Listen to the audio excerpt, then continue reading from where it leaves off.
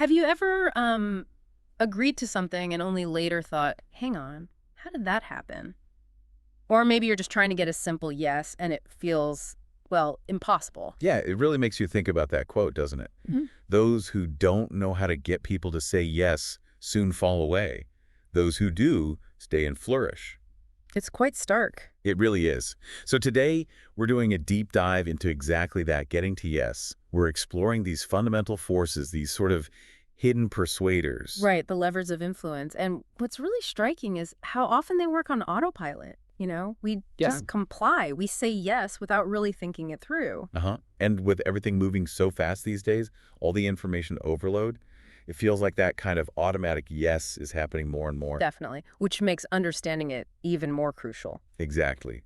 So our mission here is to really get under the hood of these principles. We'll look at 6 key ones: reciprocation, liking, social proof, authority, scarcity, and unity. We want to figure out how they work, see them in action in everyday life. And most importantly, figure out what you can do with this knowledge. How can you use it effectively? And, just as vital, how can you spot it being used on you so you can make more conscious choices? Okay, let's dig in. First up, reciprocation.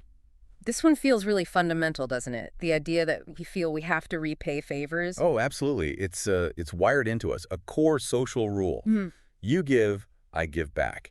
It's how cooperation gets started, how trust is built. It creates this honored network of obligation. And it doesn't always have to be a big thing, right? Sometimes small gestures trigger it, like that study with the energy drinks. Yeah, that was fascinating. The volunteers who got a big discount, Yeah. they actually solved fewer mental puzzles afterwards. Right. It's like the deal felt off, maybe, like the value exchange wasn't quite right, and it kind of killed their motivation to reciprocate with effort. That's a really good point. The perceived value matters. Yeah. Like the story with the antique necklace. Mm. The owner offers it half price to his friend. And the friend suddenly hesitates, says he wants something really nice. The low price made him doubt its quality. Exactly. It undercut the whole gesture. It shows how tricky this obligation thing can be. And it's not just repaying, it's also the obligation to receive. Oh, yeah, that Regan study where the guy, Joe, just randomly buys the other participant a Coke, unasked for. And then later, the people who got the free Coke bought way more raffle tickets from Joe. Double, actually, even though they never asked for the drink in the first place. That feeling of indebtedness just kicks right in, and that's where it can be exploited, I suppose. Well, yeah. Think about that state employee example. Her boss gives her gifts for her son, year after year. But no raises, no promotions, her career's stalled. Right. But she feels stuck, obligated to stay because of all these gifts, even though the job isn't really working for her anymore. Wow, it really makes you side-eye those free samples a bit differently, doesn't it? Totally. Yes, you get to try the cheese, but it's also a tiny gift. It might just nudge you towards buying the block. Even offering a free book chapter online, part info, part triggering that little reciprocity itch. And what about that technique, the rejection then retreat? That seems pretty clever. It is. You ask for something big first, knowing you'll likely get a no. Then you back down to what you really wanted. Exactly. You've made a concession, so they feel this pressure to meet you halfway, to make a concession too, which means saying yes to the smaller request. And the interesting part is they feel better about it afterwards, more responsible for the outcome. Yeah, more satisfied, and actually more likely to follow through and even agree to future requests. It's quite powerful. Okay, so for you listening, what's the defense here? How do you handle this? The big thing is awareness, especially with unsolicited gifts or favors. Ask yourself, is this genuine or is it maybe a tactic? Right, reframe it in your head. If it feels like a compliance tool, call it that mentally. Precisely. That can break the feeling of obligation. Like the home fire safety example. Free check, free extinguisher. Then the hard sell on an expensive system. See, the first part not just as generosity, but potentially as step one in a sales strategy. Then you're much freer to evaluate the alarm system purely on its merits without feeling like you owe them the sale. So take a second, think about it. Have you felt that? Gotten free consultation, then felt pressured to buy, or done a favor after someone did something small for you? Recognizing it is key. Okay, let's move on. Principle number 2. Liking. Seems simple, right? We prefer to say yes to people we like. Obvious, yeah. But why we like people, that's where it gets interesting. What drives that feeling? Well, several things. Physical attractiveness is a big one, surprisingly or maybe unsurprisingly. The halo effect. Right, we tend to assume attractive people are also smarter, kinder, more honest, all sorts of positive things. Which is why you see grooming tips and sales training, why attractive people often have an edge in interviews or sales roles. Even con artists know looking pleasant helps. And it's not just looks. Similarity is huge, too. We like people who seem like us. Even in really small ways. Shared opinions, background, even just similar posture or speech patterns. Waiters mimicking customers get bigger tips. Salespeople mirroring clients close more deals. Even negotiators do better if they subtly copy their opponent. Yeah, it's almost unconscious signaling, hey, I'm like you, we're connected. But, watch out for people who try too hard to be just like you. It could be a deliberate tactic. Good point. Then there are compliments. We just seem to soak them up. We really do. We have this almost automatic positive response to praise, even if we suspect it's not entirely sincere or has an ulterior motive, like that company sending out millions of I like you cards. They know it works. Though genuine praise probably works even better for building real connection. Oh, for sure. Sincere compliments build real rapport. It's interesting, though. Some find it hard to give genuine praise easily. What about contact and cooperation? How does that build liking? Familiarity generally helps if the contact is positive. Think about that famous summer camp study. Two rival groups of boys. Just putting them together didn't work. Right, made it worse. Initially, yeah. But then the researchers engineered situations where they had to work together, fix the water supply, pool money for a movie. And suddenly they start seeing each other differently. Exactly. Rivals became friends because they had shared goals, they cooperated. It shows the type of contact matters. Competition can breed dislike. Cooperation builds liking. Team-based learning in schools uses this idea. Makes sense. And the last factor, association. Right. We like things and people associated with good things and dislike those linked to bad things. Poor weathermen get grief for bad forecasts. Huh. Yeah, or parents warning you about hanging out with bad kids because their reputation might rub off on you. And the flip side. Sports fans bask in reflected glory. We won, they say, even though they were just watching. They feel connected to the success. So actionable insight for liking. What should you watch out for? Be alert. If you find yourself liking someone who's trying to persuade you really quickly or really intensely, that strong positive feeling could be a signal. A red flag, almost. Yeah. Try to mentally separate the person making the request from the request itself. Ask, setting aside how much I like this person, is the offer itself actually good? Base the decision on the merits. Good advice. Okay. Principle 3, social proof, the power of the crowd. Exactly. We figure out what to do by looking at what other people are doing, especially when we're feeling uncertain. It's a shortcut. Everyone else is doing it, must be right. You see it everywhere. Restaurants marking most popular items. And guess what? People order them more. It's a simple, effective nudge using social proof. There was that really wild story about the doomsday cult, too, when the big flood didn't happen. Instead of ditching their beliefs, which you might expect, they became desperate to recruit more believers. Why?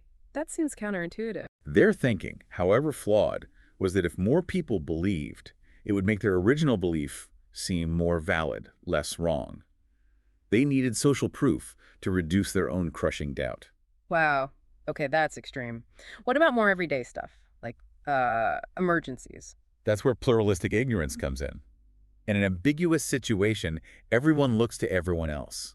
Nobody wants to overreact, so everyone sees calmness. And assumes everything must be okay, even if someone needs help.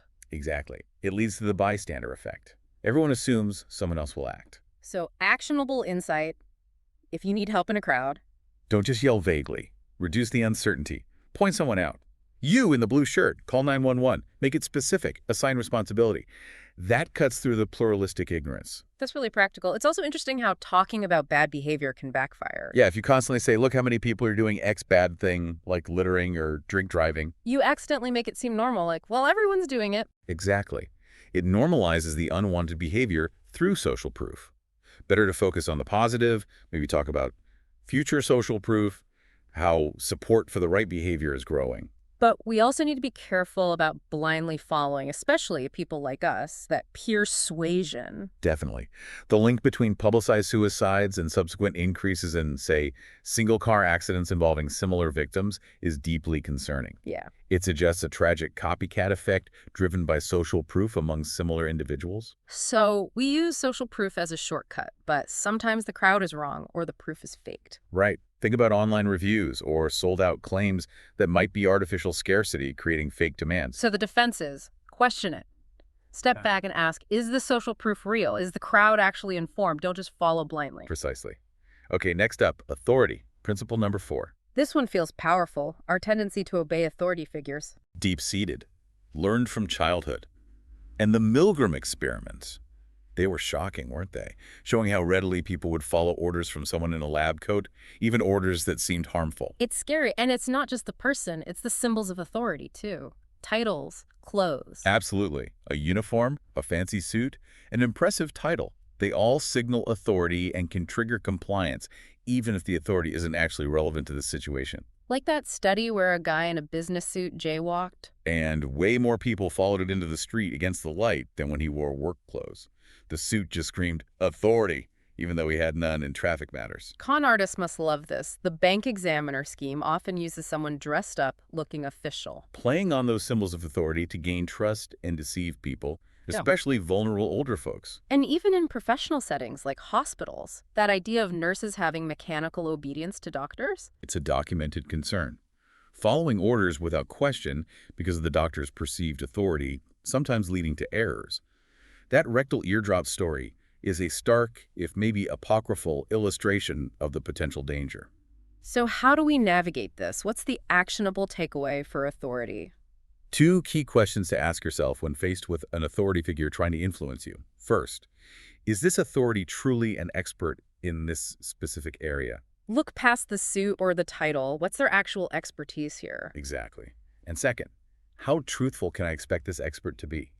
Are they impartial, or do they have a vested interest?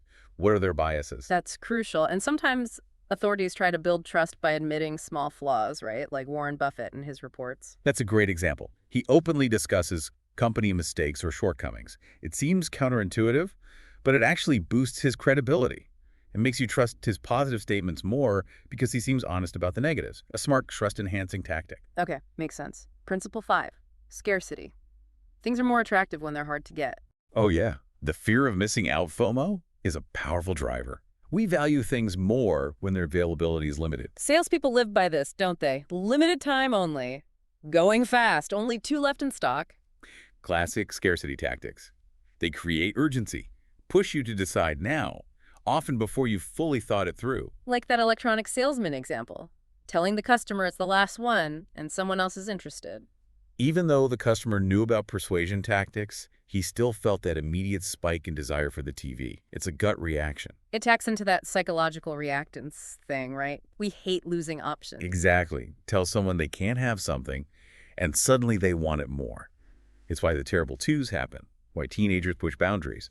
Restricting freedom makes the forbidden thing seem more desirable. And it's especially powerful if something becomes scarce. Like it used to be easy to get, now it's not. Yes. New scarcity is often more potent than long-standing scarcity. The cookie jar experiment showed that perfectly. Remind me. People rated cookies as tastier and more desirable if they came from a jar with only 2 cookies left, compared to the exact same cookies from a jar with 10. The sudden scarcity increased perceived value. And competition makes it even worse, or better, depending on your perspective. Bidding wars, rival suitors. Competition for scarce resources supercharges desire. Knowing others want it makes us want it more intensely. The new Coke disaster. That's a huge example. Perfect example. People didn't care much about original Coke until it was gone. Then suddenly, it was this precious thing they desperately wanted back because it became scarce. So what's the actionable insight for scarcity? How do you resist? First, notice the emotional rush scarcity tactics create. That feeling of arousal, of urgency. Recognize it for what it is. Try to calm down that emotional response. Yes, and then ask yourself the critical question. Do I want this thing for its actual use, its function? Or mainly because it's becoming hard to get? Separate the utility from the scarcity buzz. Be especially wary when competition is involved. That frenzy can really cloud judgment. Okay, good defense strategy. Finally, our 6th principle, unity. This one feels a bit newer, or maybe just articulated differently. It builds on liking, but goes deeper. It's about shared identity, that feeling of we, of being part of the same group.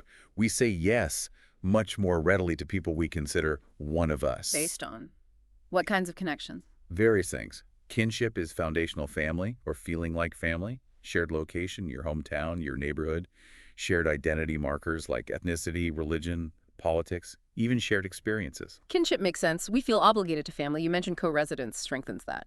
Living together longer makes people feel more like family. Research suggests so. Yeah. And even watching your parents care for others in the home seems to build that broader sense of we-ness, making you more helpful later. And shared place. Like that amazing story of the hospital patient who hadn't spoken for years. Incredible, wasn't it? Totally silent, but when his hometown soccer team was mentioned, he reacted strongly. That local connection, that we of his town, was incredibly powerful. Shared identity, too, like ethnicity. Madoff used that, didn't he? Recruiting within the Jewish community. Tragically, yes. Playing on that shared identity to build trust and bypass scrutiny, political groups obviously thrive on this in-group loyalty as well. But unity can also be created, right? Not just based on existing ties, like through co-creation. Definitely. Working together on something builds a bond, like the manager and employee collaborating on an ad. Even just asking someone for advice creates a sense of partnership, a we're in this together feeling. And acting together physically, like marching. Yeah, synchronized movement, marching, dancing, even finger tapping in unison has been shown to increase feelings of connection and cooperation. Music is huge for this, too. Singing together fosters strong bonds. What about sharing information? Like self-disclosure? That's key for deepening relationships. You share something personal, they reciprocate, trust builds, the sense of we strengthens. And finally, actively trying to take someone else's perspective. Really trying to see things from their point of view. Increases feelings of overlap, goodwill, and unity. It makes you feel more connected. So the actionable insight for unity, be aware of it. Be very aware. Recognize when that feeling of we is being invoked as part of a persuasion attempt. Ask yourself if you'd agree to the request if it came from someone outside your group. Try to judge the request on its own merits, separate from the shared identity. Exactly. And maybe, on the flip side, consciously try to find common ground, focus on connections rather than separations when dealing with people you perceive as being in an out-group. It can help bridge divides. That's a really important point. So, wrapping up, these 6 principles, reciprocation, liking, social proof, authority, scarcity, unity, they're not just abstract ideas. Not at all. They are operating on us, and we're using them, consciously or unconsciously, every single day. Understanding them is genuinely empowering. It helps you become more effective when you need to persuade someone ethically, and crucially, it helps you defend yourself against unwanted influence. You can make more conscious choices. So we really encourage you listening to think about your own experiences. Where have you seen these principles at play? Which ones have swayed your decisions? And maybe a final thought to leave you with. In this super connected world, online and off, how might these principles be getting, well, amplified? Does that change how we need to think about them or the responsibility we have when we use them? That's a big question. The speed and scale of modern communication definitely add another layer to how influence works. Lots to keep thinking about and exploring.